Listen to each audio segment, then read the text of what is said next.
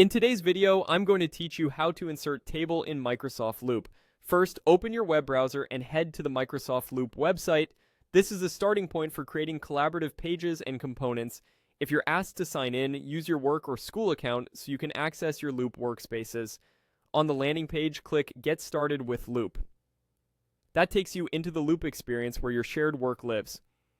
Next, select Workspace. A workspace is like a folder that holds all the pages and components your team uses for a project. In the example, you'll see a workspace with a sample name. Go ahead and click the workspace you want to use to open it. Once you're inside the workspace, click on a blank area of the page to place your cursor. This tells Loop exactly where you want to add your content.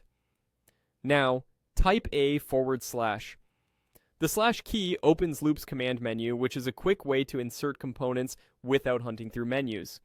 From the menu that appears, choose Table. Loop will drop a default table right where your cursor is. You can immediately start typing to fill in rows and columns. If you need more space, hover near the edges to add columns or rows, and use Tab to move to the next cell as you type.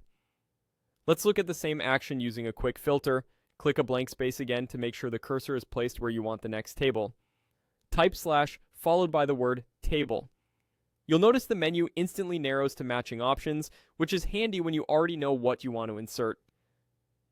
Select table again, and the table appears in that spot. Both methods do the same thing. One uses the / menu, and the other filters the menu as you type. Use whichever feels faster to you. A few helpful tips as you work. Rename a column by clicking its header and typing a new title so your data stays clear.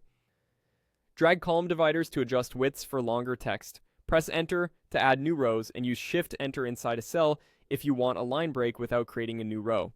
If you add a table in the wrong place, use Undo to quickly revert. That's all there is to it. You've learned how to open a workspace, place your cursor, use the / menu, and insert a table in Microsoft Loop using 2 quick methods.